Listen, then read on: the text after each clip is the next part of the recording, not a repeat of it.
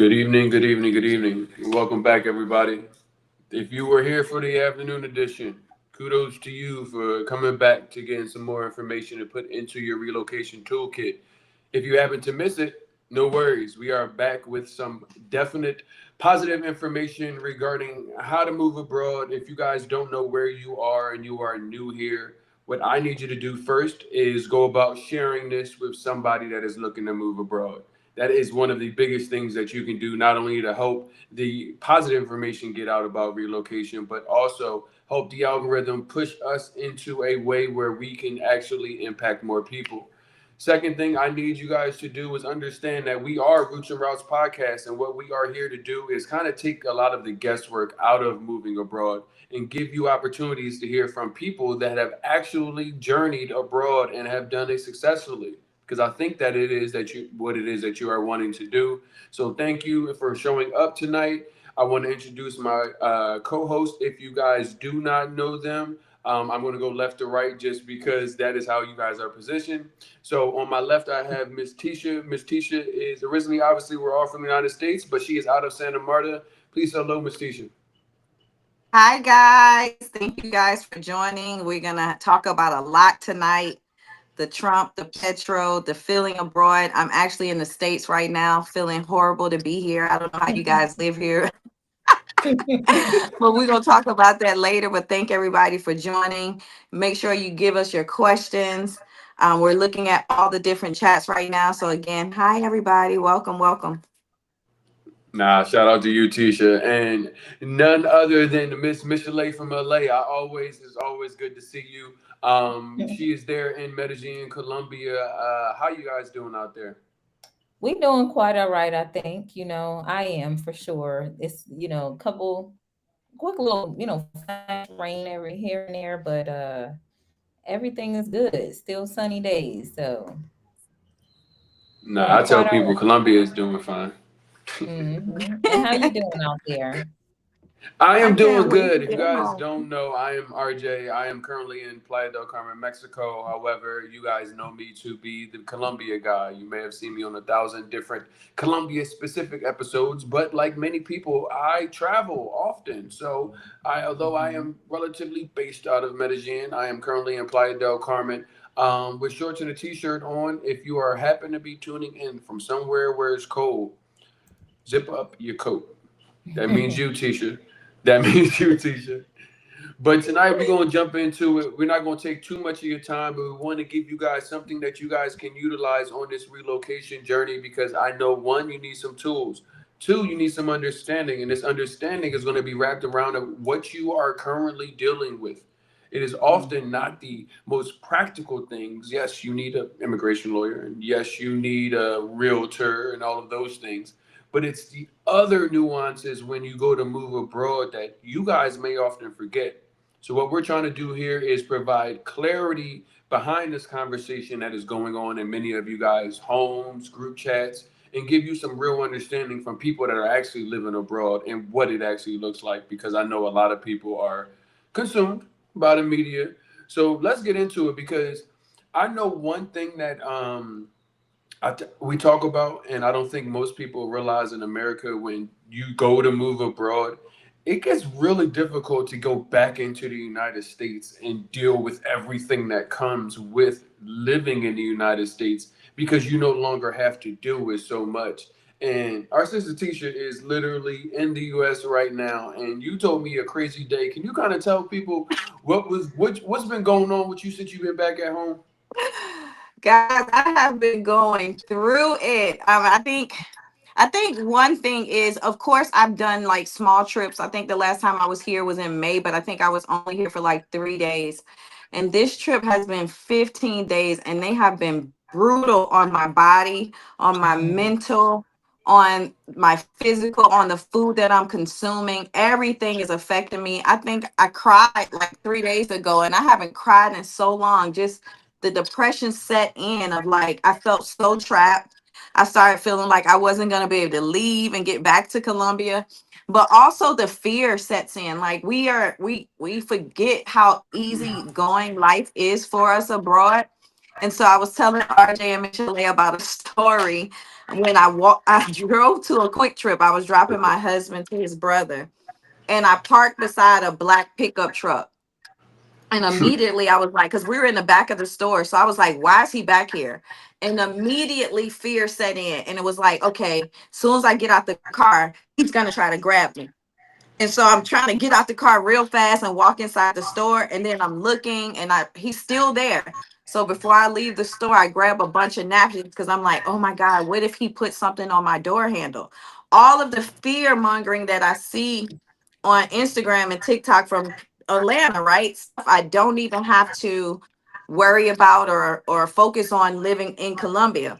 And so as I'm walking back to the car and I'm like, oh my God, he's still in the car. He's gonna grab me. Or I gotta make sure I grab the door handle right with the tissue so I don't get nothing on my hand. So I get in the car, heart beating. The whole time I'm driving back, all I see is black pickup trucks in my rear view window. And I'm like, I know he's following me. I know he's following me. And it's like, that is an insane. Like, once I got home and I calmed down, I was like, wow, a lot of women live in America have to go through this on a day-to-day basis. And we have been so blessed to not have to worry about that, not have to worry about police trying to kill us, not have to worry about crazy inflation, not have to worry about this news because I don't see the news that you guys see on a consistent basis that's lowering your vibration. There's so many benefits of when you disconnect from here and leave here. It is so difficult to come back here. I've had a horrible time. Just my body is just not who I am. It's so cold. I'm not used to the cold anymore. I have no energy. I'm eating horribly. I know I'm eating horribly. I can taste it. I'm inflamed. It's just so much. And it's hard for you guys to understand because this is your day to day. This is the food you must consume. This is the police traffic, all the traffic too that's in Atlanta is crazy. Just the police hunting you guys with their hunting cars is crazy. And just the fear of kidnapping and sex trafficking and all of this stuff, it's a lot to carry every single day. And I would be lying if I didn't say it was affecting me in a way that I haven't felt in a long time. I cannot wait to get home. I probably won't be back here for a very long time because prior to May, I didn't travel back to the US for 2.5 years. So I think I'm gonna go back to that because it's not fair to my body.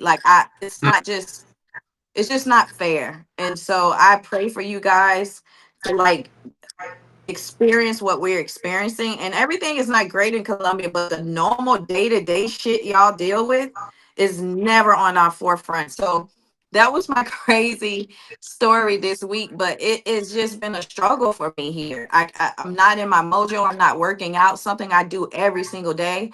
So it's just been really, really, really hard. Really hard. Hmm. And I know you went through that same thing, right, Michelle, when you had spent some time recently? Well, it was like I definitely had a few like feelings, thoughts and feelings, just kind of being out and about. Because unfortunately, there is a lot of fear mongering. There is like just a lot of negative energy, and you can really just feel it. It's like crossing Yes. that. Oh my gosh, you going into a portal. Like when you get there, you know what I mean? If you're used to being outside of it and you go back in, like you said, Tisha, it's like, well, you don't really notice even the difference in the food and stuff, in the quality of air, of everything until you step out of it. You know what I mean? We don't Mm. notice it when we're in it like that. So there were definitely some things, I was kind of like in the house. I stayed in for majority of the time when I was out there. So I fortunately, didn't encounter a whole lot, but there were, oh my God, I totally forgot. There was a situation where it was just, it reminded me, I totally forgot about this situation, right? It was a guy that came into a convenience store behind me and Okay. he started Hmm. beefing with the guy at the register, like shouting and cursing at him. And I was just like, where am I? And I put down everything I had and I walked right out because it was like one of Yes. those things, unfortunately it is one of them things where you can be in the wrong place in the wrong time at the wrong time. And I was like, I did not come all the way out here. I don't even live here. I did not come Yeah, out here to, for that this is to be real. the end. So I was like, let me get up out of here real quick. But yeah, it's like, Yeah. it just seems like bizarre things. And I wonder sometimes, since we're on social media, seeing things, you know what I mean? If we're not living in the States, then we see things happening, through other people's lenses. And, it's a lot of like manipulation, a lot of people just showing some things until I see it in person. I'm like, okay, maybe it really is like this right now. Just people are just Yes. Seriously. on 50 right now. And it's like, we need to please come down. People are losing it. Hmm. Yes. Yeah. Nah, and it takes getting it off you to understand what it's like having it on you. You Woo! live with it all your life. It's just something that you're a part of. But once you get it off you, putting it on you is so difficult. My experience with that is I would say a typical black man experience, and the borders of the United States. I don't know really what the middle of the United States offers for me, but the borders of the United States is relatively similar. My Mhm. airport outfit. I got an airport outfit. Anybody you see me in the airport, you're gonna be like, "Yo, he got the." That's my airport outfit. I do not dress it up. I don't have a bunch of clothes. That's not even my hat anymore. But I have on all black airport outfits, black shoes, black, and it's my black Michelin hat with the red Africa on it. Keep it Mhm. real simple, right? So, Mhm. me traveling around the world, don't really think anything of it. But my storage unit is actually in South Florida. And that's important because going back to South Florida, we've seen 1,000 different things come out. Everybody knows Florida Man and what that looks like. And I'm outside having a conversation at nighttime in my airport outfit, and it's not a well lit place. Now, I'm at a hotel, but considering it's not a well lit place, I'm 6'3". I'm walking around in a parking lot having a conversation, but somebody could be a little bit alarmed.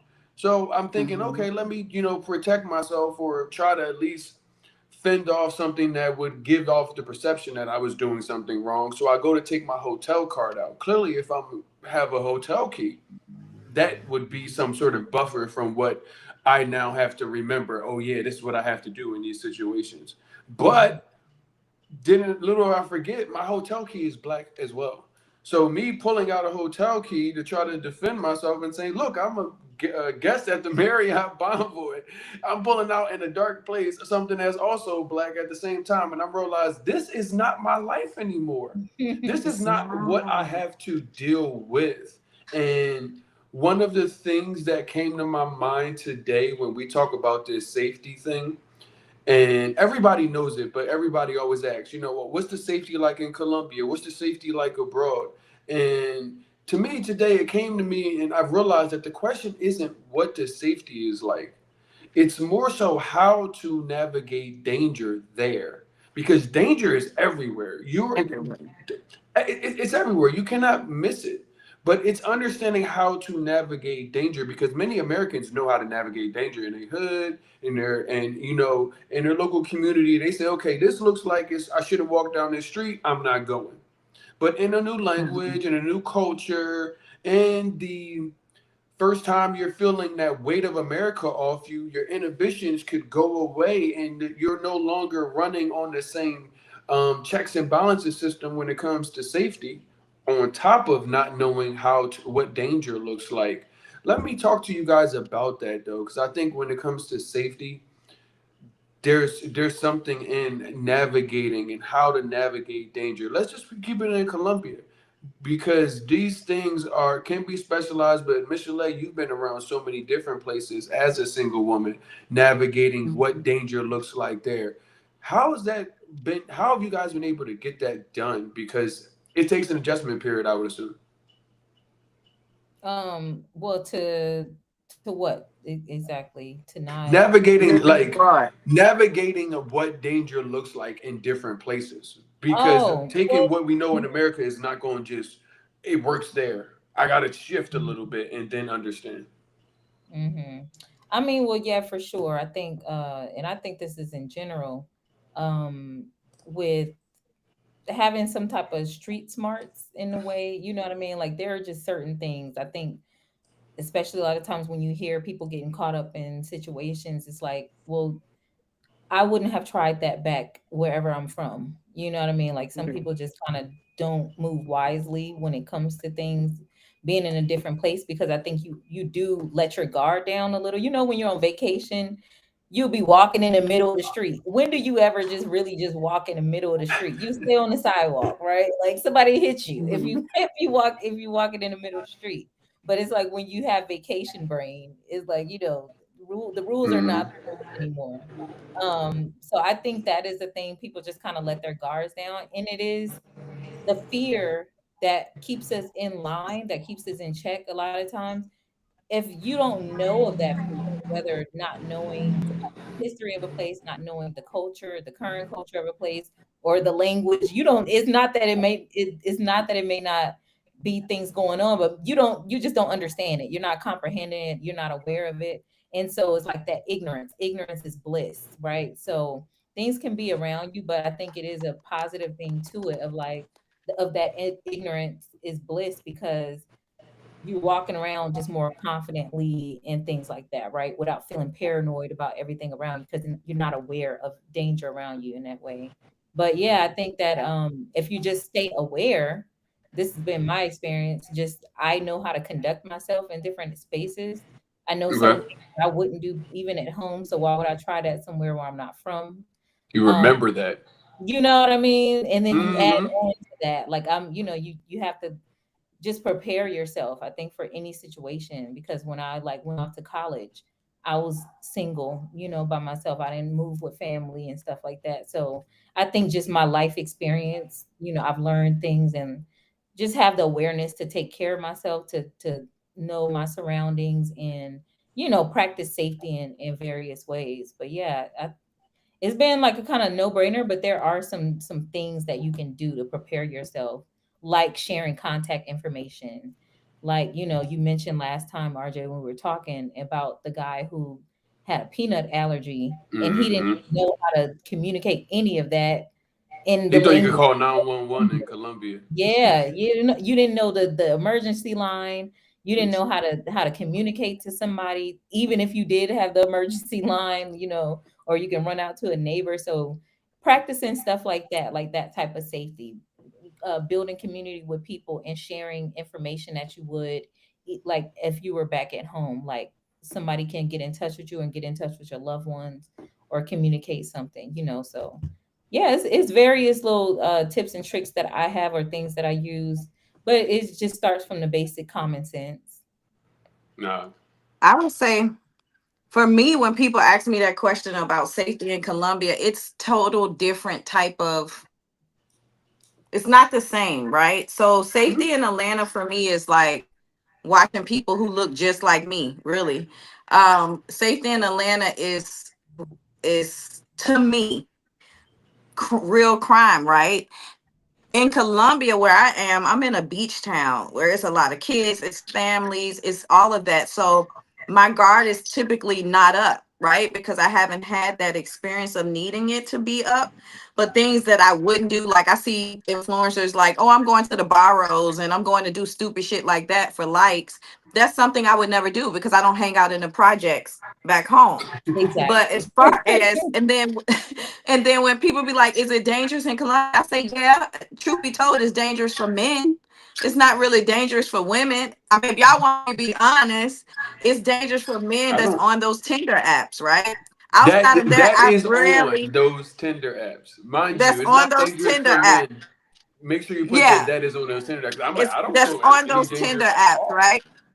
But technically, like I've been there for 5 years. I cannot say not one thing that has happened to me or the people I helped move there or the people I know, etc. I think the most biggest crime that will happen to an expat is you get your cell phone stolen, right? If you're not doing stupid stuff, hanging out in the boroughs and hanging out 4 a.m. on the side streets in the dark, like I'm not doing that in Atlanta.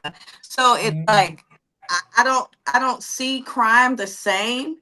And also Colombians are really small. So it's like I think if anything happened, I could So is take them. Michelet. But I always have that feeling. I'll be like, I could, I'll be I could good. I take can this feel one. myself. You know?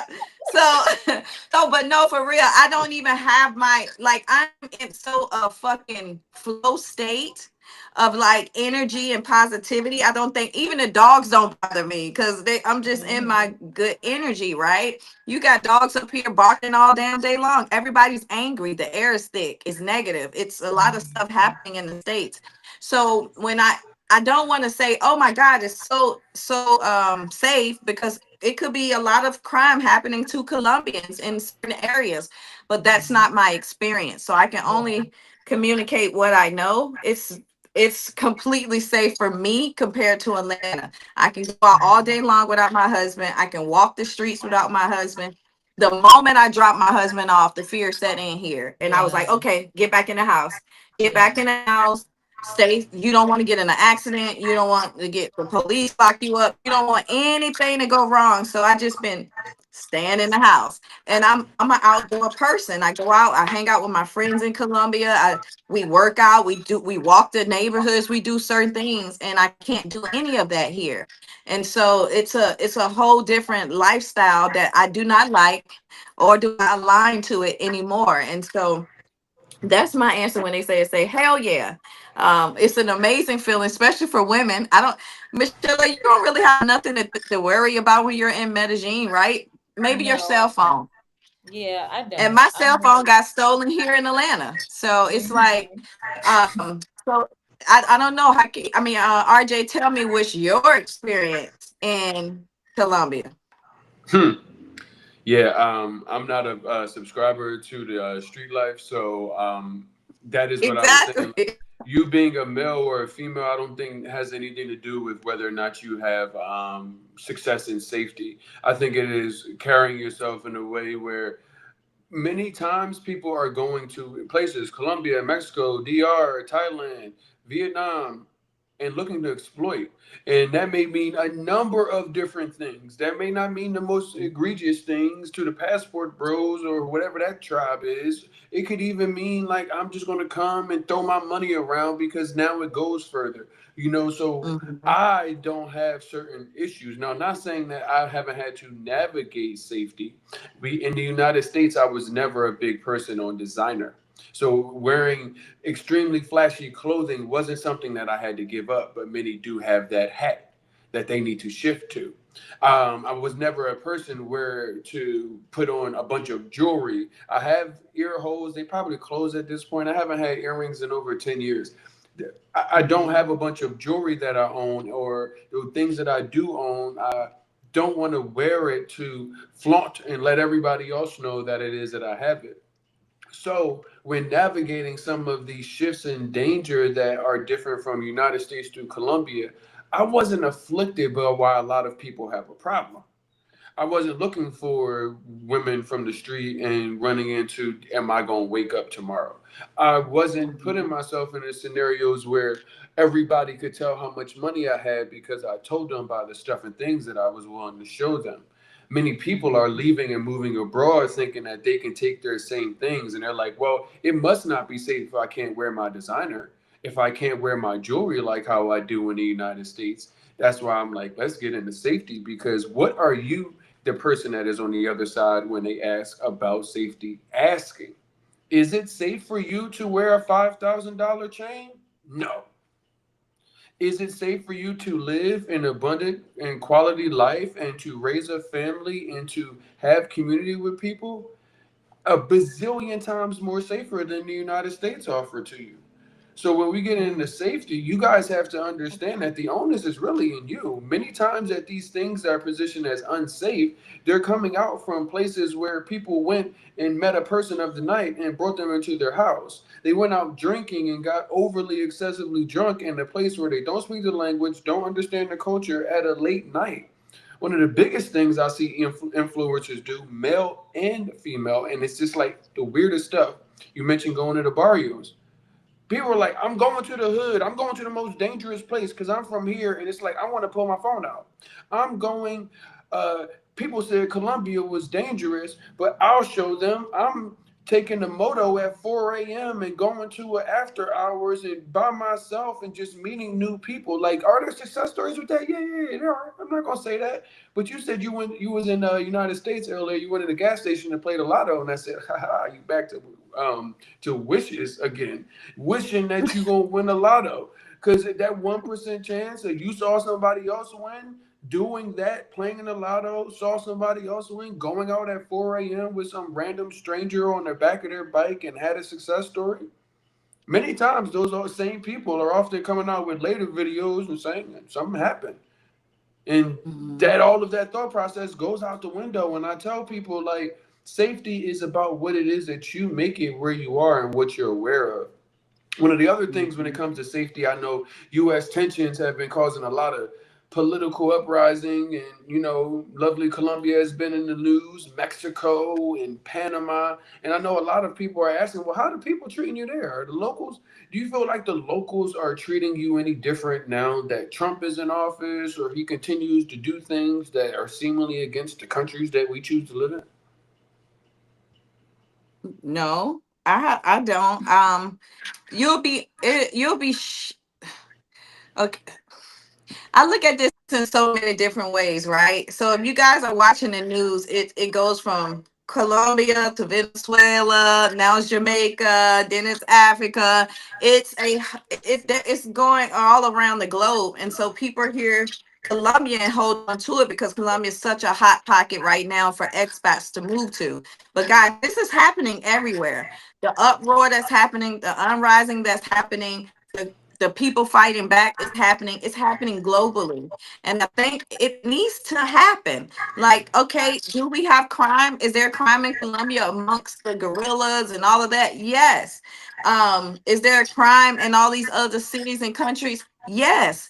And so I think we're going through ethically a spiritual cleanse that has to happen. So it might get worse before it get better, but I don't think it will ever affect us. Also, if you look at a lot of the comments, and I don't get into the politics, but a lot of Colombians are tired of Petro. And I don't know his past. I don't know his future. I don't know anything about him. But some you guys get caught up in the headlines and you just gotta read between the headlines. I don't feel no difference. I have businesses there. My businesses are still thriving. I have staff there. My expat people that I've moved there is there and they're still hanging out. We're doing the same thing we normally do, y'all. It's you guys that are affected by those headlines. It's not heavily pushed to us outside of social media, right? So I haven't felt anything. Michelle is physically there. I just left 12 days ago. Are you feeling anything in Medellin as far as coming from the Colombians? Yeah, absolutely not. I actually talked to my Colombian friends and students about this, about these different topics and stuff. So it's not, I think there's like a rage baiting kind of, or like something they want to draw people into a lot of this negative news and stuff.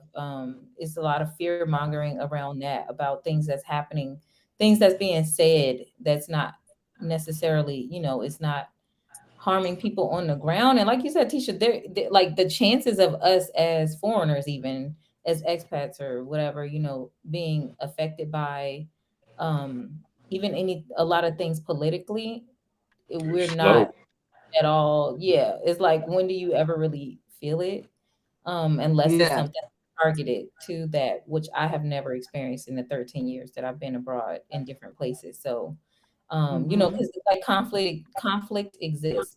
There'll be people protesting their own government, for example, but like, as a person who's not like from there, who's not like, you're not even, you're passing by, like I said, you're a traveler, or you're a digital nomad or expat or something like that. A lot of times you don't even know unless you're just seeing it and people are talking about it. Hmm. That's Seriously. so true. And the one thing that you have to realize, because people are asking that when safety and politics come up, what happens? In America, you are in America, you are a citizen. So the politics of it all is going to 100% impact you. Like Michelle Yeah. said, unless they say all of the people that are immigrants have to go, which America does that, but not like a lot of countries aren't in positions to look to even do that. So you aren't honestly going to be impacted by politics as much as politics is impacting you in the United States. Mm. And what also happens is because you haven't left, you, the person that is watching this yet, you don't realize what I'm about to say, but I'm gonna tell you that it's true.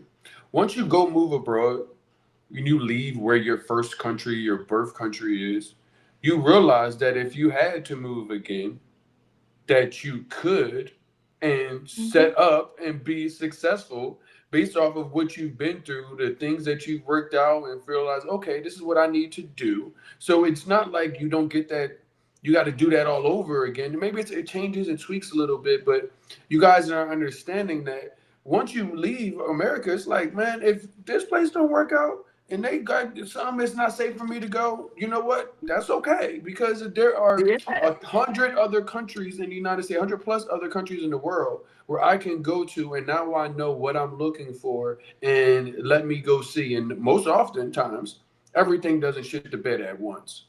So Correct. the safety when it comes to politics and everything else, definitely not something I feel like we are going to run into.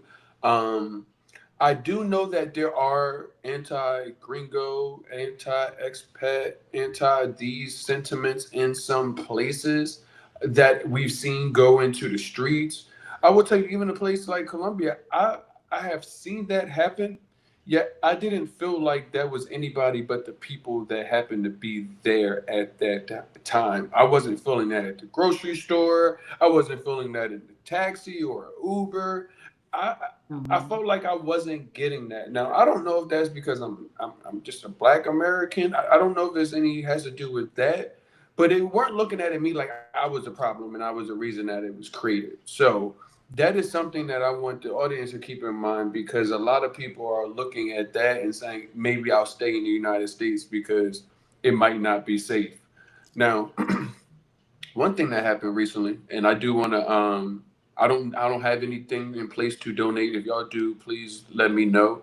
But the big storm that happened in Jamaica this past week was definitely crazy, and I say it kind of opened my eyes to a lot of things. Kind of opened a lot of people's eyes to a lot of things because right now we're in a situation in the United States where things are happening and people are like, well, it's not me, so they'll deal with it and it's fine. And what happened with the hurricane was I don't know why anybody would try to go to a place that is going to be really impacted by a hurricane and expect things to go the way that they want them to. I would have moved my trip. Some people don't purchase Mhm. travel insurance. That is a whole nother thing. But what I saw, I feel like needed to be brought to a conversation on at least due diligence and making sure we as a platform are reminding people that just because you don't realize that you have American privilege doesn't mean that you can't go be the colonizer or the gentrifier that you're saying that you don't want to be a part of because some of the things I saw that when they came out and people were in the hotels and people were still at work and not at home with their families because people had decided to be in the hotel and go there and pull out their phones and make content. And it's just like, where was the humanity in any of that? And it wasn't just Americans, Black Americans, white Americans, or any of that. It was just non Jamaicans doing that in a scenario where we really needed to understand that there shouldn't be a rush to go or continue to go. And I wanted to get y'all take on it because I don't know if y'all saw it, but I know it was something that was definitely like it gave me a little pause when looking at it and saying, where's the humanity in this? Berating people in the middle of a natural disaster. You know what I mean? I think I know the clip that you're talking about where you had hotel guests that were complaining about the service and stuff from the resort as they're going through the storm. And yeah, and that was interesting. And it was very unfortunate to see. 'Cause I always be like, please don't let them be don't let them be brown folks like act like that. You expect some folks, to act like that. But anyway, it was foolish and very selfish. And I think that is very important. We talked about privilege for a long time on one of the other episodes. And yeah, we have it, you know what I mean? Even being from where we come from, like it's certain things that we're conditioned to, certain behaviors and stuff that we all kind of, well, can carry, you know, other places. And it was just very insensitive. I remember seeing that, and they were complaining about, I remember this one hotel guest is complaining about getting sandwiches and stuff. Meanwhile, you got the staff that's committed, that's staying there waiting on you as you're sitting in comfort on a vacation in the middle of a storm in another country, Hmm. and their homes are being wiped away. Their families, they're having to leave kids with, you know, family members or whoever, you know what I mean, and are not Hmm. even certain about their own situation, what home that they're gonna have to go to, you know. So I saw that and it was nasty behavior. I really hate that that even happened. And definitely sending thoughts and prayers, and you know, in kind donations to the people affected. Nah, that's real. Tisha, I know you don't keep the TV on. Did you happen to get any word on that? I wasn't certain if it ran past your doorstep. I did. I mean, I hear you. I heard you guys talking about it early, but I didn't physically like see the clips.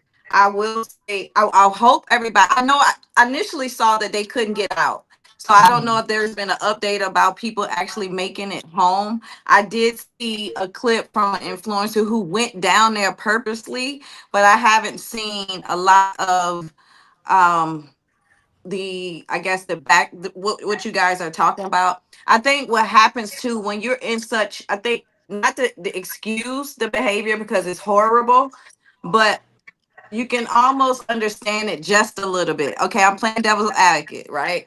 Because the one video I did see, the Okay. people were saying that they were still being charged regular price to be there, and a lot of people didn't have money. I did see that videos.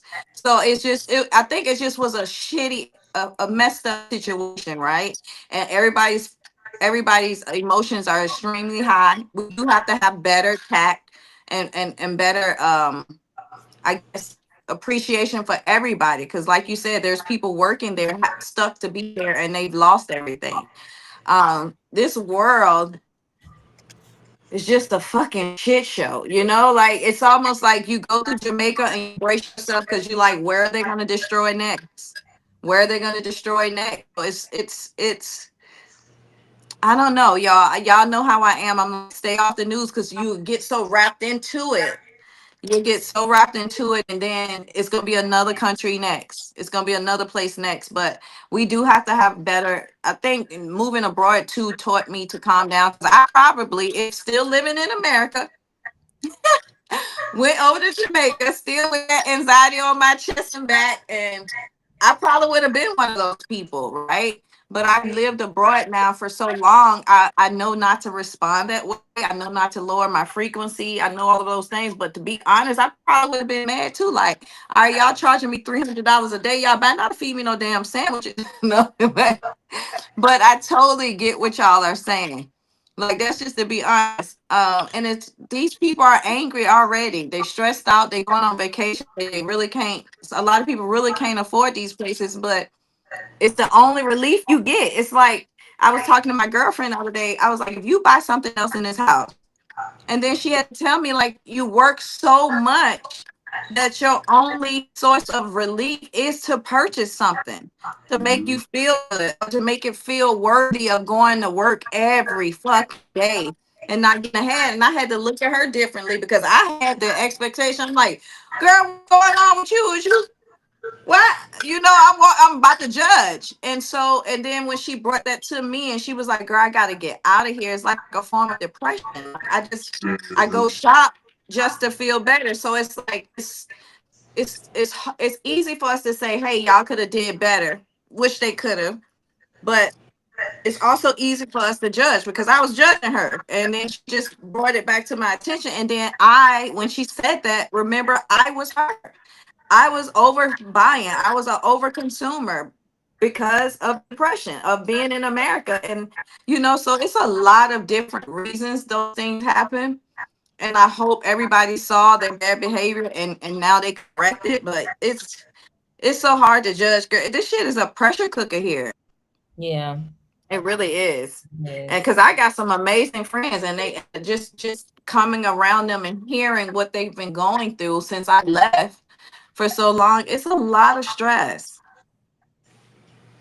Nah, I mean, y'all been talking about the energy exchanges and what you have to wear, and like it's a lot more aware for on our end that we know that something is off, like because we know exactly where to go and what not to have to deal with this. Whereas if you have always we like Americans, and this has nothing to do with because people get crazy.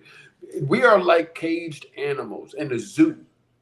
Like we were like, yeah, we're doing this. We're a lion. We're an animal. And it's like you've been living in the zoo, bro. Like this is a contained environment. Your life is what they want you to think it is, and the opportunities that we are looking at now is really kind of a lot when you look at it because people are at this crossroad, yo. They looking at moving abroad and trying to understand. Is this something that they can do? And realize taking that hand off the home base that is America is scary as hell. Yeah. But I Mhm. think we talked about when we first started our experiences recently in going back to America and these things being scary. You said, I don't remember the last time I cried. You know, I don't remember the last time I felt like the police or a local citizen was going to make a call that could be me explaining my existence in this parking lot just because I'm making a phone call. I think I was talking to my father or something like that. You know, Yeah. Michelet, going back and seeing some of these things where you're like, hold on now, I have to Let me get watch everybody with the intention that they might try to take me somewhere. Like that, having that on you is difficult, and realizing also that so many people are living on it and never having that off of them. So what that part. we would like to do is give you guys some opportunities to come see us. Mhm. The opportunity where to come see us is a little difficult for some people right now because things from a financial perspective may be in the gray area. I'm understanding of all of that, which is why we have these conversations. You can get some information there. But I know one thing that we are doing and are putting together is for people that are ready to be at the process of purchasing a ticket to come on the other side of the TSA and say, okay, cool. How do we get more of these resources together? And I know November 22nd we will be all together at the relocation conference.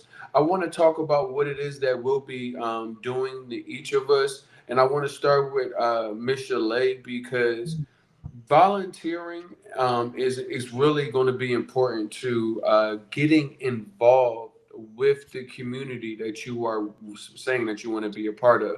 I think I Mhm. need people that are watching this and those people that are saying, hey, I want to move abroad. You are also saying in the same tone, I want to be a part of a community. And Mhm. being a part of a community means helping others when you're in that part of a community. One of the things that we'll be talking about is the importance of volunteering and working with other local people in the community, whatever destination you get into. Can you kind of tell people, Michelle, what they can expect for you to cover in that? Because I know you've got a lot of experience with doing this exactly. Well, yeah, I think, the main point is to I'm thinking of security, and also we don't want to become what we saw, what we witnessed, and we didn't appreciate, right? Like when to be a colonizer, it's very possible. It doesn't matter who you are. We think that because we were the colonized in a sense, at a point in history that it's not possible for us to become the same thing. All of us have been involved in one way or another on different levels of giving back in some type of way. I think it just makes sense. If we're able to come and enjoy so much, take advantage of so much in a place, why would we not pour back? Like that's very selfish to think that you'll come into a place and you just take, and you don't give Hmm. anything back, right? So it comes in different forms. It's not saying that you have to get out there and be on a soup kitchen line. You know what I mean? Like there are various ways to give back and build community. I think it also secures us like as far as, building trust with the local community. You get so much help. Like it enriches your experience living in a different place and being in a different place when the people see you actually, connecting. You have friends, Mm-hmm. have friends who are also foreigners. You know what I mean? I get the hesitation. I get the anxiety of like, when you don't speak the language and stuff like that. Like some people are not even as extroverted, right? So you don't really have the motivation or the know-how to get out and meet people. It's like if you don't know, you don't know. I'm totally aware of that, but I wanted to make a point. And I help to create those avenues to help us build those bridges, and connect people, to show people like there are things that we can be doing to help the local community. With us having that privilege, it is a very real thing. Like I know, I'll share a story or a situation, like working in a place as a international teacher, for example, and I have local coworkers who are locals. And the reality is, as a foreigner, I'm getting paid more. My thoughts and opinions and whatever are valued more in a lot of cases. Like, these are things that happen. And so I try to be a voice for the voiceless, like for those, I'll advocate for people. I speak up, like that is a way, even, you know what I mean? And that's within, Mm-hmm. like in a whatever, in that within that bubble. But it's so many different ways to do that. I like to set up these opportunities for people to get in touch with locals. And again, it's not going into the hood. I wouldn't recommend that. Like again, like Tisha said, I'm not going into projects. I'm from LA. I'm not going to no projects in LA, whether I live by them, whether I got cousins that live in there or whatever. Like that's not street smart. That's not having street smarts at all. Like you don't just go strolling through anybody's hoods and stuff like that. And it's not to say that like the hood is just 100% dangerous, that something's gonna happen. I feel like a lot of people, they want to put on that cape and they feel like, oh well, they want to say, especially, y'all mentioned people creating content. You want to say like, hey, I went through the most dangerous hood in this country, da da da. It's not about that at all. Like sometimes when I volunteer, I'll go to, like, these are the areas who need the help. Sometimes, are these impoverished areas that, you'll call it the hood or whatever, but you're going in a safe way. You're going in with people who are from there, you know what I mean? But you're not just going to show and be flashy and stuff like that. But but yeah, that's what I like to show people is creating those opportunities for us to give back, to be in touch with the people, to build community. Nah, that's real. That's Mhm. real. I know. Like I said, we highlight the importance of all of the things that you might forget, but you actually ultimately need. And one of these is parity in the destinations. A lot of people have what ChatGPT gave them as a top place for Black expats abroad, and that may cover you, but it might not. And what we find is place like Colombia has a number of places that people are honestly moving to and turning their lives into something positive. And one of those is actually Santa Marta, Colombia. Talk to me, Tisha, because I know Santa Marta means a lot to you. You said you've been going. You sound like prison. You was like, I've been going 12 days and I'm ready to go back. And I got Mhm. 3 days, 36 hours. Like you, like I'm ready to go. So I know Santa Marta means a lot to you. But if somebody didn't Yes, have Santa God. Marta on their list as far as a place to move to, tell me about what you're going to be showcasing them on the conference that is going to make them put it on their list. Absolutely, guys. Santa Marta is my peace. And once you find peace, you don't care how shiny a city look. You don't care about your family being here. You don't care about none of the conveniences. You're going to do whatever it takes to remain in that peaceful state. Again, Santa Marta is not for everybody. I'm not a clubber. I'm not none of that. This is more of a family beach town. And what we're going to show you on the conference is what it is to live in a place like this, the opportunities that you can have in Santa Marta, the cost of living. It's not just the rent. Everybody here is like, oh, you can get this apartment for cheap. It's not just that, it's everything that encompasses that.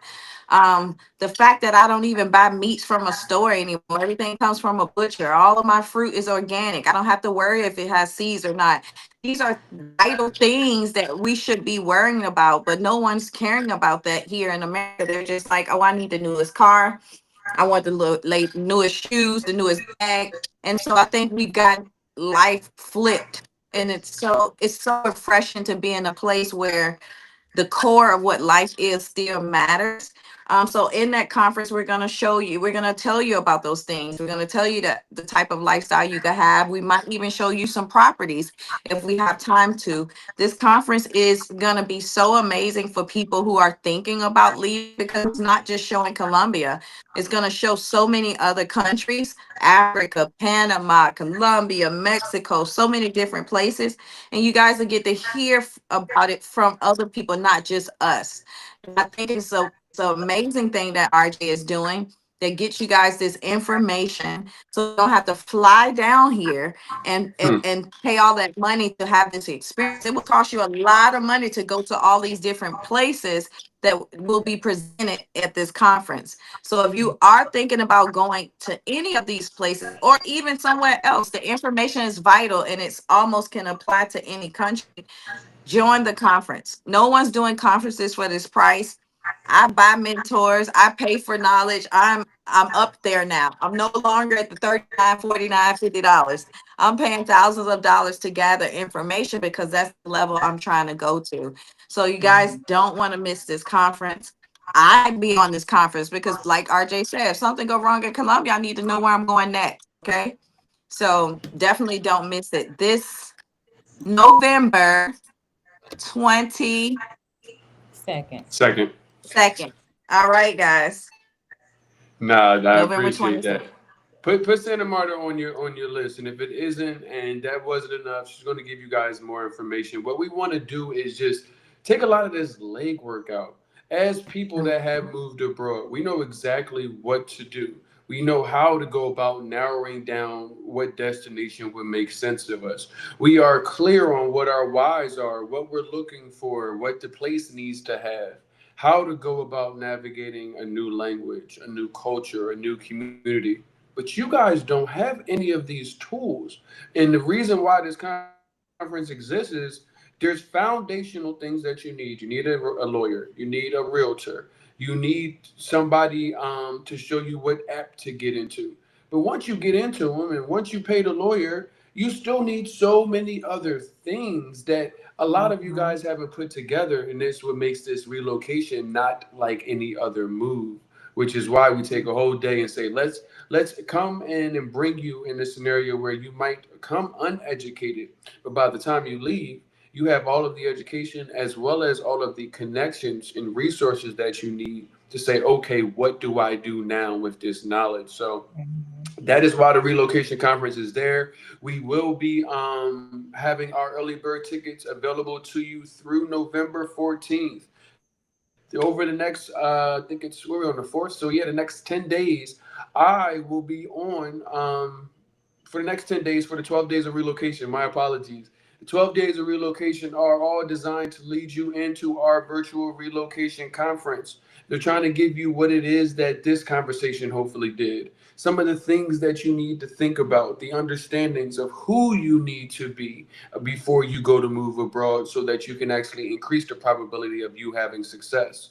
Understanding some of the things that we are going through as people that have left, having to go back into the United States, get back and put the jacket on of what you guys are dealing with every day and realizing, oh, we made the right decision, but how can y'all Oh make yeah. it the same way that we did? And that's why we're here today. So, ladies, I appreciate you guys as always for taking time out of y'all busy days. Tisha, you said you got 3 days, 3 hours, I'll 14 be minutes. back. So you can, I'll be back on the 7th, y'all. Pray for me. Listen, we're praying for your I'm out of return. here. Yes. nah, Yeah. Out And of we I'm here. had Y'all can have this shit.